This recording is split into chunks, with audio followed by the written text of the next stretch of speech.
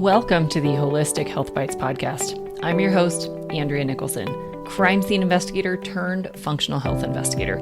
This podcast is here to share bite-sized episodes and unique interviews on a wide variety of health topics to empower, enlighten, and educate you to live your best, most vibrant life. Disclaimer: all information you hear on this podcast is for information only and constitutes individual opinions of the person speaking. This should not be taken as medical advice. Being a listener of this show does not initiate a practitioner-client relationship between you and the hosts or panelists on this show. Please discuss these topics with your medical professionals before making any changes to your health. Okay, let's dive in. Welcome back to the Holistic Health Bites podcast. Today, we're going to have an interesting conversation that we haven't had on this show before.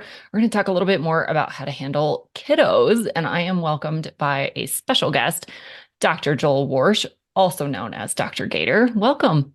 Thanks for having me on. I'm excited to chat. Yeah, absolutely. So will you just kind of do a brief introduction to everybody and tell everyone a little bit about your specialty?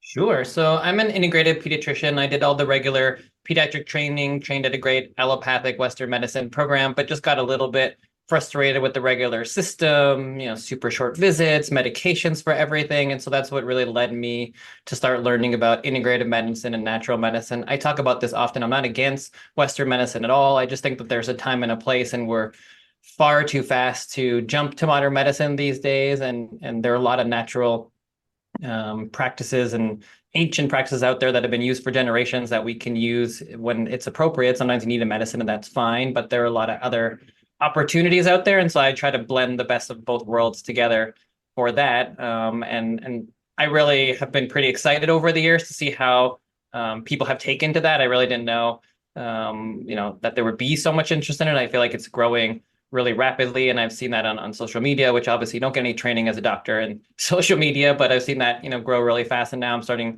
wrote my own book that's coming out soon on parenting and integrative parenting and just all the things to try to help parents de-stress and, blend a little bit of those first 3 years in terms of integrative medicine and just, the regular questions that parents have. So I'm kind of on the integrative parenting journey. Oh, that's so good. And I agree with you that it seems like by the day we're seeing more and more functional and integrative and holistic and, all of these supportive practices getting out there. So people, I think, are becoming more familiar with these practices and understanding how it's different. It doesn't replace conventional medicine. We're always going to need surgeries and procedures and pharmaceuticals and those things, but there's this whole other avenue that we can go down. And I love that you focus on parenting and kids, because I don't think there's as much in that realm yet. And I think this is an important topic to delve into. So I'm glad you're here today so you can tell everybody more about what that looks like. So tell us a little bit about your practice. What are some of the things that you incorporate into your practice that might be different than what they would see with their traditional pediatrician? So with a traditional pediatrician, I mean, if you think about it, you're going to the office, you're doing your checkups, you're doing your weight, your height, all those things, but you're mostly going there to focus on treatment. So I think that's where modern medicine is very good, but it's where the focus is, you have problem A and you get treatment B. So you have a rash, here's the steroid cream. You have a cough, here's the antibiotic. And where integrative medicine comes in is that, one, we try to focus more on prevention if we can, because I think that we're pretty good in medicine at treating diseases, but we're not very good at preventing it. Chronic disease is going up and up and up, and we're certainly seeing that in adults, but it's also, creeping into kids to the point now where like 1 out of 2 kids have a chronic disease.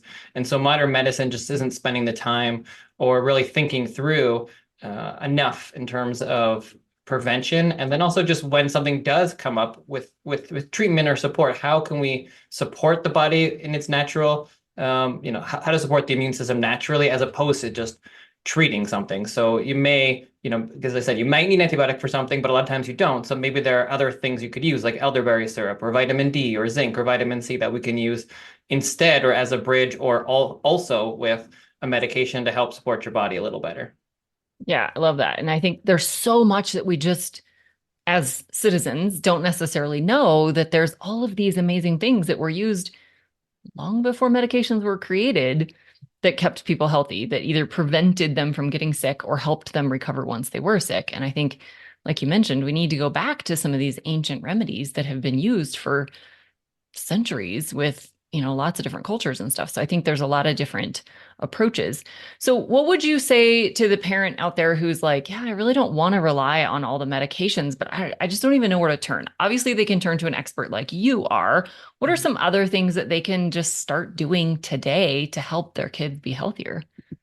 I think the biggest thing is to first make that decision that you want your family to be healthier, that you understand that there is such a huge risk for chronic disease in kids, like 1 out of 2. So that's pretty big. That means you have 2 kids, one's going to have a chronic disease like asthma, allergies, autoimmune conditions, autism, whatever it may be. So once you realize that, then you can make a decision. Okay, I want something different. I don't want that for my family. Or my kids already do have some sort of chronic condition, and I want to see if I can cure it. I want to see if I can make it better. I want to see if I can support them more. Are there other things that we can be doing? So once you make that decision, then you can just start learning about, anything that is involved in health. So diet, sleep, exercise, stress reduction. I mean, simple things that you can do at home right now are just being mindful of things that you purchase. If you're mindful of every single thing that you buy, if you read the labels on all the food that you purchase, if you are thinking about chemicals and trying to reduce those as much as possible, that's going to get you a really long way. I mean, just simply turning over the label when you're buying a food and saying, oh, I don't even know what that word is. You don't have to know every single thing. You don't have to be a chemist.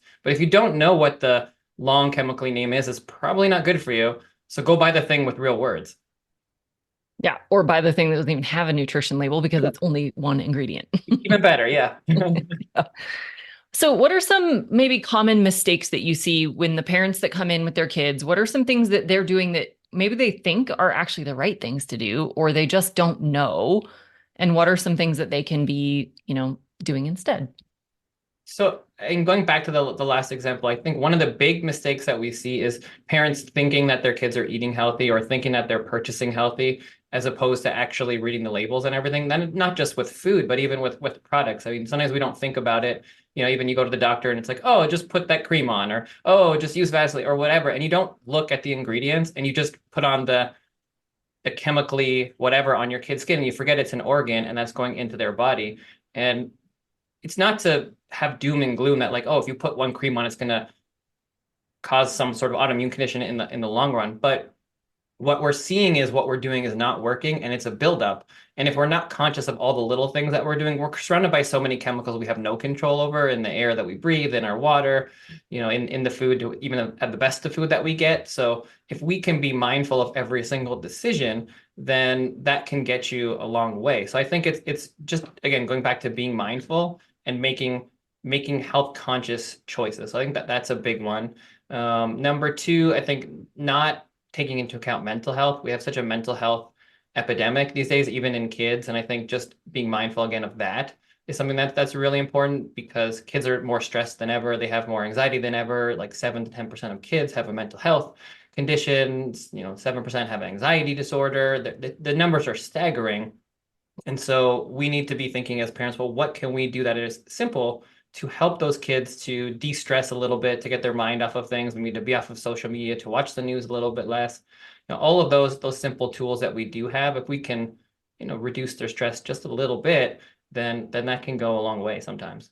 Yeah, I think that's such an important point, and I don't think it's talked about enough. I agree with you that I think in adults and kids, this mental health crisis is really a problem, and it's very much driven by the toxins and the poor food and the high stress loads and just all the things, poor sleep, not enough sleep, the wrong nutrients. Even when you're trying to do your best, it can be really hard. And of course, then you try to hyper focus on it and you just add stress to the whole situation. So I definitely think that's a major thing that we all need to pay attention to. And even in kids, I think a lot of people don't realize how much kids are taking on the stresses of the world today.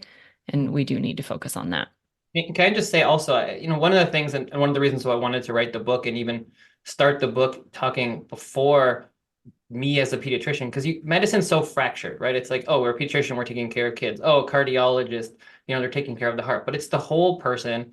Every part matters, and your kid's health matters even before, they're born. What's going on in utero matters. What you're doing as a parent right now, even if you're not pregnant, all these things matter for our kids' health. And that's how I kind of start the book and talking about wellness and how important our own health is, because I think, when you read a lot of parenting books, it really focuses on the kid, which is important. Obviously, we discuss all of those issues, but you won't have a healthy child if the whole family isn't healthy. And I don't think many parenting books, none that I know, really go through kind of both of those things, the main parenting questions, but also the health aspect. Because most parenting books are written by a psychologist, a mom, people in that world. It's not a lot of pediatricians that have wrote parenting books. So yes, we can dive into some of the parenting questions like potty training or tantrums or what happens in the hospital, but you get a little bit of a different aspect because what's missing from those books is they don't have the medical side of things, which I think is extremely important and is all intertwined. And all the stuff that they're talking about is fantastic and amazing, but it doesn't include how do I keep my kid healthy? What do I need to do? And I think that's really important, especially now with the chronic disease epidemic that we have. Um, there's very little that's more important than how do we keep our kids from getting sick and how do we keep them from getting a chronic disease? Yeah. And so many of the products made to give your kids or put on your kids or use with your kids are the problem. So Mhm. many of them are loaded with toxins and chemicals and estrogen mimickers and other endocrine disruptors and terrible chemicals and synthetic vitamins and just so many bad things that it's like the things that you're actually being sold are part of the problem. And so Mhm. I do think we need a much bigger focus on the medical health side of things, not just the behavioral, psychological, and kind of mom trick sort of things. I think that's a good way to incorporate that into the book. So I'd love to hear more about what else is in the book, who really should get the book when it comes out in a couple of months, who should pre-order it now, all the things about the book.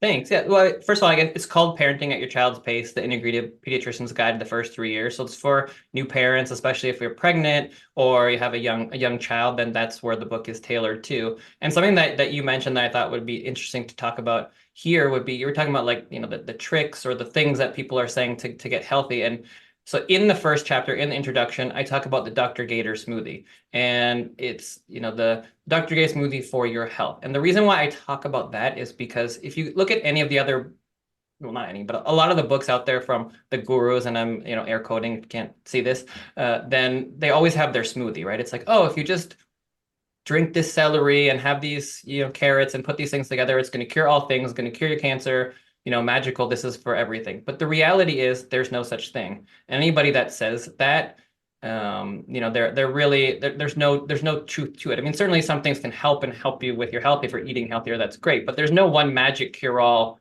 for everything. So the Dr. Gator smoothie is not a real smoothie. It really just kind of runs through the things that you should really be thinking about in terms of your health, like stress, environment, diet, toxins, community, love, bonding, all of those things. And that's the Dr. Gator, smoothie, again, air quotes, because there's no real one smoothie, but I'd want to have a little bit of a fun play at the beginning, with that. So that's kind of one part. The second part of the intro is talking about stress in parenting, because as a pediatrician, I've really found that parents are more stressed than ever. And I don't think they should be. I think it's an interesting world that we live in because we have so much information at our fingertips, and so that makes us more stressed out. We have social media, so we see how we think things should be, but the reality is that more than parents ever knew. We have more access to information than anybody ever had. It's the least, dangerous time in terms of like acute infections and things like that than it ever was. And so we really don't need to be as scared as we ever used to. And I went through like a couple of fun examples of like, they used to use like cocaine for kids, or mercury was in things, or radium was in products, and like just all these things that we used to have in our normal world that we know better now. And so it's like, yes, I mean, there are things to be stressed about, sure, but parents don't trust themselves. I feel like these days they're more concerned about every little thing than ever. And they're also more concerned about comparing themselves to other individuals. And I take care of, a lot of professionals, celebrities, dignitaries, things like that, just based on kind of where I am in Los Angeles. And, it's amazing to see, I'll see a patient come in and, you might know them from wherever, and I'll see them in the office and they're disheveled and, miserable and like complaining about this, that, and the other. And their kid had a really rough night and they were crying and, all the normal parenting stuff that happens in the first month. And then they go and you see their social media posts and it's like, this beautiful, room with everything perfect. Like, oh, I'm so blessed. Hashtag so blessed. Best time being a parent. And it's like, I just saw you 5 minutes ago and you were like basically in tears. Right. And that's not this to like to say that they shouldn't be that way. It's just to say that people don't necessarily post reality, but you're comparing yourself to that, which isn't reality. Right. Yeah, and that's true whether it's parenting or fitness or health or money making or any of the things. Yeah, Right. social media is really the highlight reel for the most part. So, yeah, you have to take that with a grain of salt and realize that no one's life doesn't come with strife and stress and all the things. We all have it. Mhm. So, I want to go back to the smoothie topic for a minute. And I know one of the biggest things I see a lot with parents is like over reliance on things like juice. Mhm. That, juice is loaded with vitamins and it's all these things. And I'd love to get your opinion on whether or not fruit juices or juices like these are really things that kids really should be getting their nutrition from, or if there's better avenues for kids. Yeah, I don't think so. I would say no. I would say straight up no. I don't think we need juice almost at all. That's not something that kids ever used to drink before. It was water and milk. And now I don't know, our milk's not very good either, but that was what was ever, drank before. When you're getting juice, you're generally not getting a lot of nutrients at all. And you're just getting a ton of sugar, and especially the sugar in a liquid form, which is digested really quick, spikes your sugar really high, and mostly you're just getting sugar. So that's not to say that if you pick a fresh fruit and you juice it and you drink it right there, then that's a problem. That's not what people are doing, right? I think that's Mm-mm. probably okay in general, especially in moderation. But when you're buying the juices that are prepackaged from the store, then you're mostly just giving them sugar and chemicals and preservatives and very little nutrition. So I don't think kids should basically ever have juice. I don't think that there's a need for it. I mean, if you want to have it every once in a while, sure. But I wouldn't train your kids to drink juice, and I don't think they should be getting any nutrition from it. It's probably, for the most part, really crappy and not helpful in any way. Yeah, I would agree. And I would say the same is true for adults. It's a blood sugar bomb. It's not serving you. It's not giving you nutrition. And if you look at the size of some of these juices, that would be the equivalent of eating like 8, 9, 10, 12, whatever pieces of that fruit. You Mhm. would never actually sit down and eat 12 apples Mhm. or, 5 oranges. You just wouldn't do that. And so you're getting sugar from that many pieces of fruit that you just don't really need, plus all the additives and things that they're putting in it. We had a brief interruption with some weather delays, but we are back for part two, and we're going to continue this fun conversation around, the healthy eating concepts, the mistakes people are making, how integrative medicine is different. So let's just dive right back in. We were talking about juice and the reasons why juice is maybe not so ideal because of the excessive sugar and just the concentrated nature of juicing. What are some other mistakes that people are making that they think they're doing the right thing, or they really just don't even know that it's a big mistake?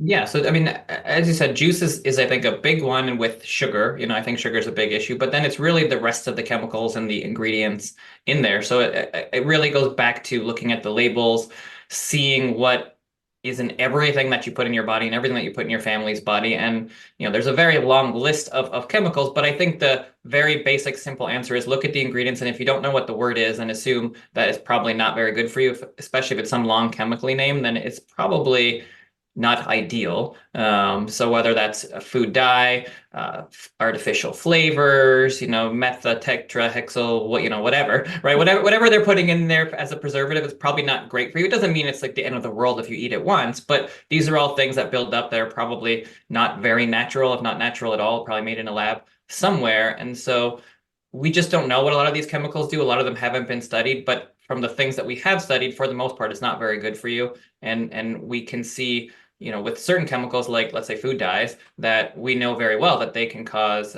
mental health concerns. They can cause attention issues. They've been linked to cancer. A lot of things in plastics have been linked to cancer. I mean, all sorts of products that are touching our food or that are in our food have been linked to a long list of issues, whether it's cancer, as I said, hormone issues, growth issues, development issues, mental health issues. So the more that we look into it, the more that we're realizing that these things can cause chronic health concerns, or at least are contributing to it. So ideally, look for real food, real ingredients, things that you actually know what they are, things that don't have a label, and that's going to get you a long distance. And you don't need to be a scientist or have a PhD to really do it. You just look at the label, or maybe it doesn't have a label. And if you're eating those foods for the most part, you're probably going to be in much better shape than someone that's eating a bunch of boxes from the middle of the Yeah. food aisles at a grocery store.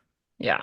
And so many of the foods that are touted to be healthy, they're in these packages or, cans or whatever, are actually fortified with nutrients. And those aren't really even natural forms. Those are synthetic, they're added, they don't have the natural cofactors and all the other things that go along with it. So it might look like it has a lot of nutrition when you look at the label, but like you said, so many of those things aren't real. Right, exactly. And I mean, we're up against big corporations and they're very smart and they're way ahead of the game. And so they know how to, quote unquote, air quotes, trick us into thinking that something's healthy where it's not very healthy. I mean, it's certainly important to read, right? I think if something is labeled as organic, that's probably better than it not being organic. I think those are all good things, but they are always one step ahead. Like, oh, it's BPA free, in the plastic, but then they have a BP whatever other thing, and maybe it's even worse. They know what they're doing. They're just responding to whatever we're forcing them to. And so, yes, it's better if these things are not in there. But just because something says, oh, it's so much healthier, it doesn't necessarily mean that it is. You have to become a little bit of a detective and look at the actual packaging, read the ingredients, and then see if it actually, seems like it is healthy for you, or at least healthier. And the easiest way to do it is just buy things that you actually know what it is. Yeah, yeah, for sure. So, what about some of the things that are maybe not food related, but other lifestyle things? Where are people either missing the mark or just don't know some of the things that they're doing that are actually contributing directly to whether it be behavioral issues or growth issues or, whatever that looks like with their kids? And of course, all these same things are probably going to apply to the adults as well. What are some of the just other lifestyle things that people need to pay attention to? Yeah, it's really the basic foundations of our health. So in the book, Parenting a Child's Pace, I use the mnemonic seeds: stress, environment and toxins, exercise, diet, and sleep. Every health, integrated practitioner has their own mnemonic, whatever you want to call it, but it's some sort of version of that, which is just like the basics, including, community and love and coming together. And then, as I said, like stress, so decreasing our stress, making sure we're getting enough exercise, making sure we're eating healthy food like we mentioned, thinking about all the toxins that we're exposed to, and making sure that we're getting good sleep. So these are not rocket science things, these are basics, but we know that this is what affects our immune system. We know this is the building blocks of what keeps us healthy, and yet we're doing the opposite of all these things. We're getting worse at all these things. We're more stressed than ever. We're not sleeping as much. We're not getting outside as much. We're surrounded by more chemicals. We're eating crappier food. We're doing all the things that are against what we know to be healthy. And so it's no shock that we're having a chronic disease epidemic and we're sicker than ever. Yeah. Yeah. I mean, we do not live at all like our distant ancestors did, or even our grandparents. Like it wasn't all that long ago that people still farmed and still canned their own food and, worked the land and walked and rode bikes and, did all these things more often. It really wasn't that long ago that things really shifted. So we And I want to definitely send need to that get that back. point because I think it's important because people always will comment back, well, couple hundred years ago, people died when they were 40, right? And that's also true, right? So that doesn't mean that we throw away all of modern medicine because there are some great parts of what we have discovered and what we've done over the last, couple hundred years. And so we don't die, nearly as commonly when we're 40 because we're much better at illnesses. We're much better at treating serious diseases. We have a great emergency department. We have MRIs and X-rays, and we have antibiotics and all these things that can save your life, which is great. But we've gone so far in treatment, but now we're living longer, but now we're developing these chronic diseases. And so it's somewhere in the middle. It's a balance. Doesn't mean we should throw away all of medicine, but we're getting to the point where life expectancy is going down again, and we're seeing an increase in basically every condition, whether it's autism, ADHD, allergies, asthma, heart disease, cancer. Everything's going up, for the most part, and that's because of all these other things. So now, yes, we've gotten much better at treatments, but we also have to focus on prevention of these chronic diseases, and also have to focus on how can we decrease those, because we want people to not just live long, but also live healthy and avoid being on 7 medications. And most adults, I don't remember what the number is at this point, it's super high. It's like 70% or something like that are on multiple medications, if they're over 40 years old. So that's not what we're meant to be doing. We want you to live longer, but we also want you to live long and be healthy. And there are many places around the world, small blue zones where people live very frequently into their 80s, 90s, over 100, and they're very healthy and super active all the way, until 100 or later. Yeah. It used to be that people mostly died young because of those infections. We didn't have, wastewater systems, and we didn't have all the antibiotics, and we just didn't even know about, I mean, you go back far enough, they didn't even know basic hygiene principles. And so nobody ever washed their hands, and people were, using the restroom, I guess, on the street. There was no plumbing. And Right. so yeah, a lot of people died from cholera and these, infections that we now can handle very easily. And so you don't die from those things anymore. So Mhm. I agree with you 100%. We need conventional medicine, and we also need the lifestyle. I think we've become a little too reliant on medicine saving everything, and we can just do whatever we want and just take the pill or take the shot or take the whatever, and that fixes all things. But it really doesn't. Mhm. And now we're living longer, but we have way less quality of life Mhm. because we're losing physical function and mental function and just all of these capacities. And then you have all the side effects from the medications. So, yeah, I Correct. agree with you. And that's what frustrates me so much about the medical system as I'm a regular pediatrician. I did all the regular training. I just got very frustrated with the regular system because it's very arrogant at this point. It's like, oh, this is the only way. This is the best way. Everything else is woo woo and it's out there. And that doesn't make any sense. Like, there's no reason that you can't mold the best of alternative medicine and other practices because all these things have been around for thousands of years and they have a lot of great wisdom. And also medicine has been built up over the last decade, just like we said, for treatment. It's pharmaceutical, but that's not the whole picture. And there's this huge problem that has rose up over the last 50 years where we have all these chronic diseases, but medicine is in no way capable of handling that. It's not set up for it in any way. We're set up to give a pill. That's what there's time for when you have a doctor's visit, which is not how you're going to resolve chronic issues. You have to change the system, you have to change the basics, you have to change the foundations. And we need to spend more time in education on some of these factors because it's not that it's hard to change. It's really not it's technically difficult to do. It's not actually physically difficult to do. It's just something we have to do as a huge change government wise, macro level changes, community changes, lifestyle changes. These are things that could be done. But obviously it's a lot. It's very complicated to change your whole community or change your life. But if we start to realize that, well, every other kid is going to have a chronic disease, maybe every kid's going to have a chronic disease. And at some point, people are going to say, well, that's enough. I guess maybe what we're doing isn't working. And maybe we need to make some of these bigger changes. I don't know. I Yeah. hope. So, do you see that change? Obviously, this is kind of theoretical because we only can have our opinions of what the system should look like. But do you see that being where the actual system of medicine should change a little bit, and the doctor should have more time with the patient and more training in nutrition and lifestyle and all of these things? Or do you actually see that they already have a lot on their plate, and maybe we just need additional team members? We need nutritionists or dietitians or functional medicine practitioners or physical therapists and personal trainers. And, do you see this as being, we just need to incorporate more on the team rather than expecting your doctor to know all the things about all the things? So that is what I think. That is what I talk about. I don't think it's realistic that we would think that a doctor is going to be able to spend an hour with every patient or more. And I'm not even sure that's the best use of their time. I think doctors have been trained in a certain way for treatment and for identifying disease, and I think that's extremely important.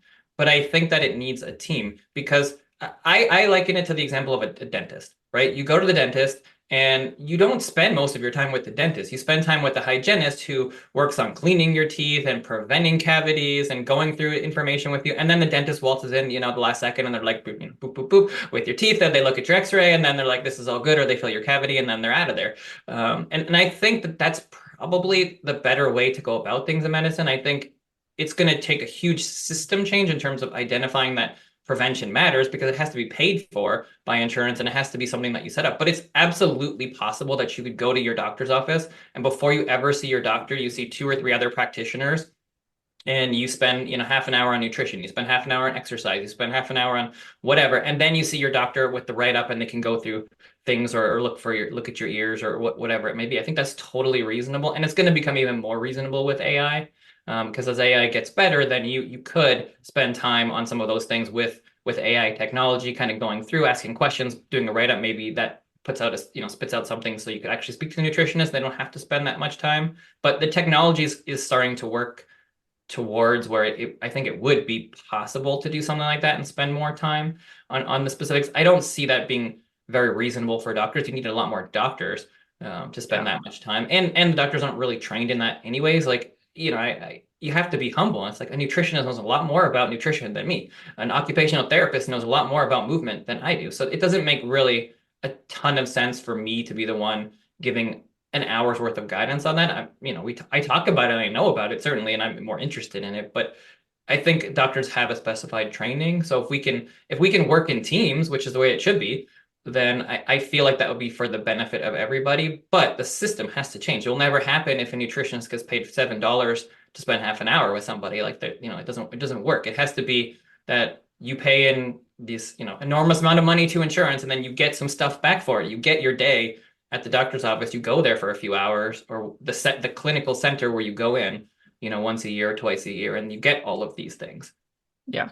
Yeah, I agree. I think that's one of the major complaints I see in my practice is people expect insurance to cover all of these things, and it doesn't. Mm-hmm. Doesn't often cover these. And the things that it does cover don't really help all that much. That you still have a lot of answers. You get standard information, you get basic things, and you get the same dogma, unfortunately, because that's what insurance agrees with. And so I do think we're ripe for the whole system to be, changed and altered and improved and give a better patient outcome, a better patient experience, a better doctor experience. Frankly, I can imagine how frustrating that is as a doctor, even to be pummeled with questions that you're like, I don't have any training in that. And I'm expected to know all these things. And so, or you do, but you don't have enough time. Like yeah, how are most doctors are great people, right? Like pediatricians, they're good people. They went in to help kids, but you can't spend an hour and a half with each patient, or your business is going to close. It's like it's both things, right? You have to help people, but you also have to be practical. And the system, if it pays you $50 or whatever to see a patient, you're not going to get very far if you see one or two patients in an hour. You're going to close. right. Like your costs are more than that. Yeah. So it will take an overhaul, and it's not going to happen with the insurance model, as it is, unless it's forced to do something else, because it will require them to invest in the short term for the long term, and companies don't like to do that because they only care about this quarter, right? And so it would save money in the long run. It would. I mean, people would be healthier, but you'd have to invest a lot of money to pay the practitioners to do these things, to have people to go, and that's a long-term investment. And our capitalist type system isn't really set up for that. So healthcare is going to have to be taken outside of that system to some degree to have it be successful in that kind of way that you're mentioning.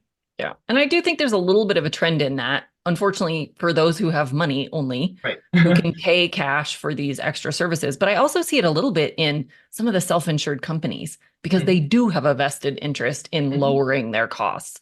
And so I think there could be a grassroots effort that kind of happens behind the scenes that forces this, when all of these self-insured companies and all of these people who do have money kind of start to show how different it can be. The results that they're getting are so much better than the standard of care that you get in just the conventional insurance-based model. I do think, that's going to show a lot. It's a slow moving ship. Right, exactly. It's slow, but it is possible, because I mean, let's say just take America, for example. Like, America's going to go bankrupt if the progression of health goes in the way that it's going. I mean, it's not going to be that long. Predictions are 20, 30 years. You're going to run out of money, right? And not even maybe that long, because if we have more and more chronic disease and more people need medications, and as you go on, that these things need to be covered, and for some things that they are covered, especially if you're in the lower income classes, eventually it's just going to be too much money. Like it will never happen. So there has to be some push at some point to be like, well, this is so bad. Like, we have to do something, or we won't be able to do anything for anybody. So hopefully, it's bad enough, or it's getting bad enough. I mean, it's not a good thing, but sometimes it just takes it being that bad for it to make a change. And at some point, it's going to be bad enough that these companies or the government or whatever are going to be like, well, we better do something about this. We better put some money into prevention, because, we're not going to have a system fairly soon if we don't. And that's where we're headed. I mean, it's no question about it. Everybody's sick. Everybody's obese. Everybody has diabetes. Everybody has some sort of chronic condition and multiple medications. And that's not affordable in the long run. No, and it's getting younger and younger and younger. I mean, when I was a kid, kids didn't have these illnesses. We didn't Mhm. have overweight classmates. We didn't have kids on a boatload of medications. And Right. It was very rare. I don't now remember that's anybody common. with peanut allergies or eggs. I'm sure there were, like I'm sure there were some, Yeah. but it's like everybody has it now Yeah. versus, maybe the odd person Yep. here or there had it, or maybe, somebody had some sort of condition versus 10% have this and 10% have that and 50% have this. And like the numbers are huge. Yeah. Yeah. It's crazy and really sad. And it's going to exponentially get more expensive because of that.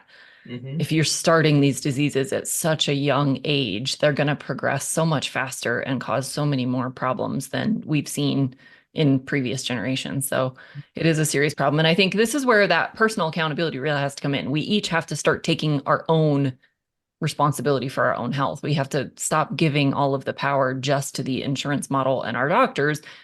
We have to start making better choices. We have to start living different lives. No one gets to decide that for you. Hmm. You have to decide for yourself. And so I think the more we can educate people on mistakes they're making, things they can actually do, things that they can change, maybe we can reverse some of this even outside of the medical system.